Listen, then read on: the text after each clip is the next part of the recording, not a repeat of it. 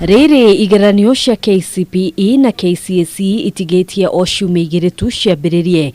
Thirikari ni irutite mukaana muhiu kuri aria mari na mubango wa gukakungia wara na njira o yothe.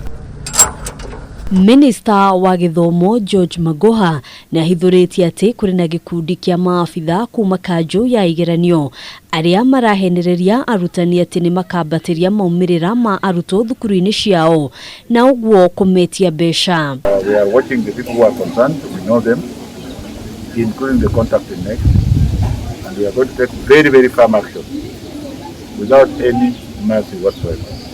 Because we are dealing here with a total number of 2 million children. And if you think you are the expert who wants to confuse them, the government is not going to be very happy. Magoha ekwaragia o kaunti-ini ya Nyamira akiuga aria mekunyitikana matire na munyaka o wothe akiuria arutani anene mathukuru-ini matigetikire kuneana ripoti o ciothe cia arutwo aria mareka igeranio kuri turianime aya. I'm instructing all principals, those who are still eager to give certain people index numbers of their children in the hope of getting fake examination results. I think stop wasting your time.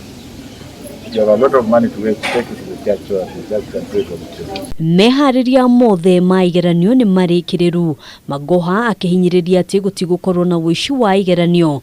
Riri arutani 2,500 aria mararugamirira igeranio ici marikitie gutumwo ceceni-ini ciao. We are more than prepared. In fact, we are better prepared beyond even this exam.